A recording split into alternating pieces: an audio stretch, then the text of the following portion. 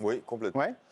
Après, c'est facile, enfin c'est pas facile, c'est notre rôle à nous, consultants, d'être objectif un minimum. Quand c'est pas bon, c'est pas forcément agréable à entendre pour eux, mais voilà, je pense qu'on est dur mais juste. Et souvent, c'était horrible ces derniers temps, Israël notamment. Ce soir, c'est vrai que la motivation n'est pas la même. Tu joues une grosse équipe d'Europe, c'est un classique du football européen. Ils ont abordé le match parfaitement. Les 5 premières minutes, ils mettent la tête sous l'Italie tout de suite. Donc oui, pour tout ce que j'ai vu collectivement, et on en reparlera individuellement, oui, évidemment, je suis réconcilié avec l'équipe de France et avec beaucoup de joueurs aussi. Giovanni Castaldi en direct de Milan dans quelques instants également. Qui est réconcilié avec l'équipe de France ce soir? On parle du moment, évidemment, Ludo. Non, on n'était pas réellement fâchés, on boudait un peu, on était dans notre coin, on Un boudait. petit peu quand même, notamment après la soirée au Stade de France, là, c'était dur quand même. Il faut dire qu'ils ont tout fait quand même pour nous mettre en colère sur le dernier match. Il fallait une réaction d'orgueil, ils l'ont eu ce soir. Match quasi parfait, très intelligent. Moi, ce que j'ai aimé, c'est que ça faisait longtemps que je n'avais pas vu une équipe qui avait dominé à ce point son sujet tactiquement. Je trouve que Didier Deschamps a très bien préparé son match tactiquement. On a éteint littéralement cette équipe d'Italie, même dans l'état d'esprit. Il fallait rebondir absolument après le match de Israël.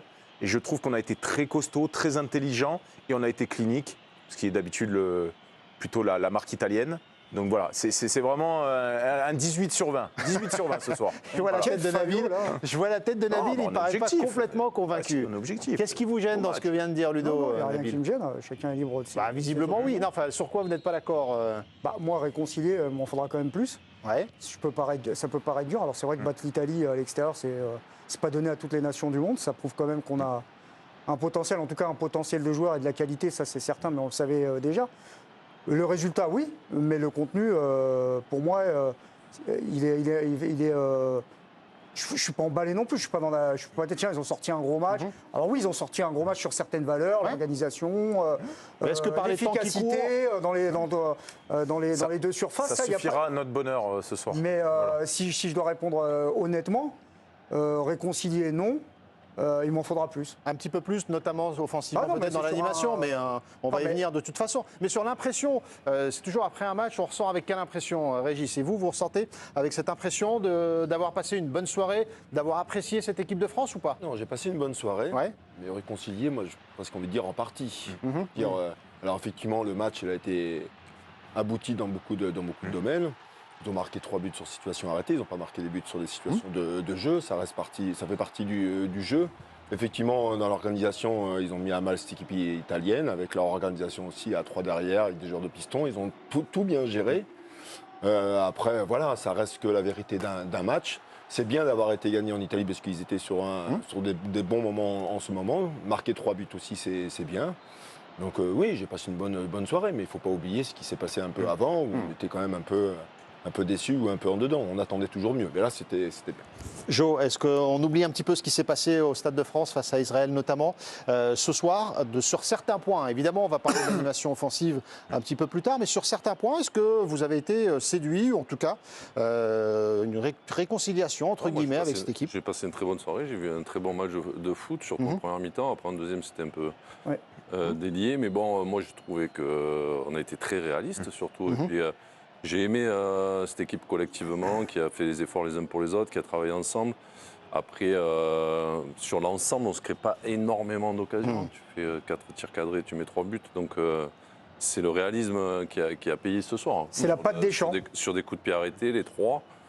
Donc, tant mieux, mais ça récompense les efforts qui ont été faits durant ce match. Et je pense que ce soir, on ne parlera pas du calendrier fou qui, tu vois, comme on a entendu il y a 3 jours, parce que contre Israël, si on n'a pas réussi, c'était parce que les calendriers sont trop lourds. Mais là, j'ai pas trouvé que physiquement, il y avait une équipe, il y avait des joueurs fatigués. J'ai trouvé une équipe cohérente et qui jouait ensemble et qui allait de l'avant. Donc, c'est plutôt ça récompense surtout ce match collectif. Mais après, me dire que je n'ai pas vu non plus une énorme équipe de France. Et pas une énorme équipe d'Italie non plus. D'ailleurs, on va y venir. Giovanni au stade, tiens, San Siro. D'abord, tiens, Giovanni, San Siro. On ressent quelque chose de particulier à chaque fois. Tout le monde dit que quand on est à San Siro, c'est une atmosphère unique. Est-ce que vous avez ressenti ça d'abord pour cette affiche Italie-France? Bonsoir Messaoud, bonsoir à tous. Ouais, c'était ma première fois à San Siro dans le cadre d'une rencontre internationale. J'avais fait le Milan et l'Inter. Oui, c'est la cathédrale du football, c'est magnifique, une acoustique particulière, c'était plein à craquer. Il y avait quelques supporters français aussi. Donc oui, c'est un stade unique et spécial et forcément il y avait un parfum de très très grandes rencontres. On n'a pas entendu Nabil parce que le micro était coupé. Mais Giovanni, c'est un débrief de concert. C'est moi qui avais posé la question, Nabil. Il n'y est pour rien, mais là, il répond à la question. Parce que moi, en général, il était dans la fosse, ouais. Dans la fosse. L'acoustique, c'est la première fois dans le soir. Je répondais. Je répondais simplement à la question ambiance de Messaoud qui a raison puisque c'est important quand même l'atmosphère autour de la rencontre. Pour ce qui est du match, ouais, moi j'ai passé plutôt une bonne soirée. C'était pas le cas, c'est pas le cas quand même depuis le début de l'année. Il y a eu des matchs qui étaient très compliqués, même si l'équipe de France a gagné. Là, je trouve que l'équipe de France, elle a été très valeureuse, très solidaire. Alors offensivement, j'ai vu la Rivière, on y reviendra, c'était quand même très limité. Mais moi, je suis content pour cette équipe pour la simple et bonne raison qu'on peut le constater, on le voit. Depuis le dernier rassemblement, il y a un groupe qui se crée. Il y a des garçons qui ont un état d'esprit. Je pense notamment Matteo Guendouzi, Manu Koné, qui apportent des choses à cette équipe de France. Là, il y a le retour d'Adrien Rabiot qui met un doublé. Et à la fin de la rencontre, je peux vous dire qu'au coup de sifflet final, ils ont célébré ça. Alors peut-être pas comme un titre, c'est peut-être un peu excessif, mais en tout cas, ils étaient très très très contents. Ça se voit que ce groupe est bien ensemble et a envie de faire les choses les uns pour les autres. Nabil, il y a 3 jours, c'était pas le cas, quoi. Ouais. Non, mais on sent que le contexte, il est pas en leur faveur, entre guillemets.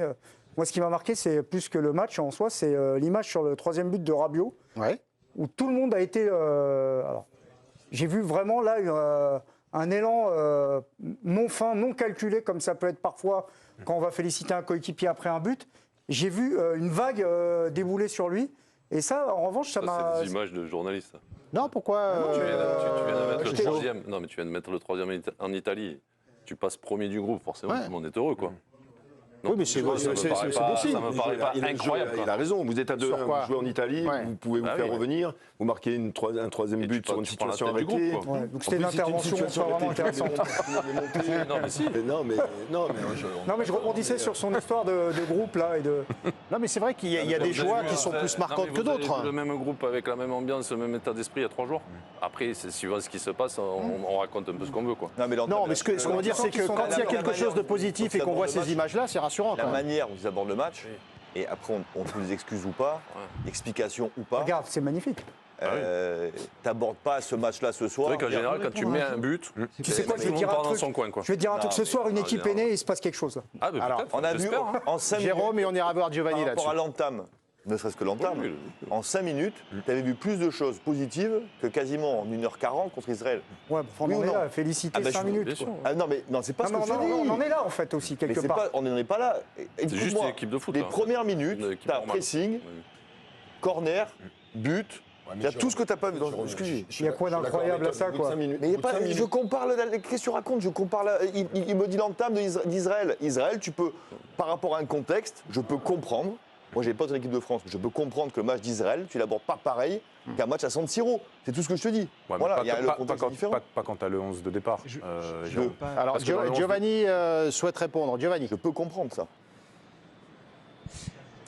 Non mais c'est juste que je vois pas trop le lien en fait avec Israël, de dire que là je dis pas qu'un groupe est né ou quoi que ce soit. Et moi, ce qui m'a frappé après le match face à Israël, indépendamment du match raté, c'est la réaction des joueurs qui étaient très marqués, qui s'en voulaient, qui étaient agacés par leur performance. Ils savaient d'ailleurs, quand on écoute les mots de Jules Koundé, de Konaté, ils étaient tous en colère. Et quand un groupe est en colère et s'en veut et se rachète de cette manière, je trouve que ça veut dire quelque chose sur l'état d'esprit. Ils ont raté leur match contre Israël. Il n'y a pas de souci, mais quand un collectif répond comme ça, je trouve que c'est très positif. C'est surtout du soulagement qu'on a vu. Oui, voilà. Surtout une période de soulagement où il fallait répondre. Tu réponds avec la manière, moi je trouve. c'est pas non plus le Brésil, mais je trouve qu'on a répondu. Ça se voit que ça fait longtemps que tu n'as pas vu jouer le Brésil. Oui, parce que c'est plus vraiment pas le Brésil, vraiment le Brésil d'une certaine époque. Non, mais c'est vrai que par rapport aux conditions actuelles, mais la soirée a fait du bien. cette joie, elle est liée aussi à ce qu'ils ont pris et la déculottée qu'ils ont pris là, depuis 3 jours, elle est méritée parce que ce qu'ils nous ont offert jeudi, c'était pas correct. Là, ce soir, c'est un match sérieux, c'est un match abouti. Et donc, je comprends que face à l'adversité, ils répondent. Bon, il y a une espèce de soulagement d'avoir été à la hauteur de l'événement. Elle va avec les déceptions qu'on a eues avant aussi. Oui. Et c'est normal. Parce que même les victoires à l'Euro, ou les victoires contre la Belgique là récemment, des victoires, ouais, mais les débriefs, c'était pas drôle à faire, quoi, parce qu'on ne voyait rien en fait. Ce soir, on a mille choses à dire. Alors effectivement, de bien pour la plupart et de pas bien pour quelques aspects, on y reviendra, mais franchement, moi, une soirée comme ça avec les Bleus, ça fait longtemps que je n'ai pas passé une, honnêtement. Ah, vous partagez la position de Jérôme Non, mais ça fait un moment qu'on n'a pas vu. C'est une équipe, en fait. Une équipe joue ensemble, travaille ensemble, défend ensemble. Bon, attaquer, après, on entend peut-être un petit peu plus. Mais c'est vrai que ça faisait un moment qu'on n'avait pas vu des joueurs prendre des initiatives aussi, aller de l'avant, des joueurs se montrer vraiment avec un vrai caractère. Donc ça fait plaisir de voir cette équipe qui répond comme ça. Oui, c'est pas en Islande ou au Kazakhstan, c'est face à l'Italie. C'est important à le rappeler. Il y a des projections aussi par rapport à ce qu'on a vu, par rapport à des individualités. On cherchait, on disait Kamavinga, Tchouaméni, qu'est-ce qu'on fait, ils sont pas là. Et Manu Koné, il fait un match ce soir quand même. Moi, c'est aller faire ça à San Siro quand même, c'est gros match de pas donné à tout le monde. On fera les notes tout à l'heure, vous avez le QR code pour l'équipe Connect, pour noter vous les joueurs et on partagera vos notes pour les comparer avec le chroniqueur. Vous pouvez flasher le QR code. Régis. Non, moi je trouve que le scénario du match, l'entame de match, a aidé beaucoup de choses sur l'aspect mental. Dire quand vous regardez bien, parce je sais pas si on va en parler, le début de match des Italiens, ils ont un 6 mètres pour eux, ils le jouent très très court. Ça amène le pressing de l'équipe de France. Perte de balle, corner. Perte de balle, corner, but. Moi, j'étais devant ma télé, il me dit c'est là qu'ils vont marquer. C'est là que les Italiens prennent un but. En fait, le scénario, en 4 minutes, sur une entame de match, vous redonnez un état d'esprit de confiance quelque part qui vous amène par la suite à faire votre match. Parce que quand vous marquez un but au bout de 4 minutes de jeu sur une situation arrêtée, ça amène quand même un peu d'élan. Sauf que je trouvais que c'était intéressant. L'entame de match les a. Et ça faisait longtemps qu'on n'avait pas vu un pressing aussi bien organisé. Parce que contre Israël, ils avaient commencé un petit peu à le faire au début. Ils se sont fait transpercer 2 fois. Ils ont reculé de 15 mètres. Donc on n'a pas eu cette. Là, on a senti qu'ils savaient bien travailler sur le système A5. Ils ont complètement annihilé le système A5 italien. L'action dont Régis parle. Tout de suite, tu dis, waouh, ils vont où là? L'Italie. Tu te dis, mais ils ne peuvent pas s'en sortir de ça là, c'est impossible.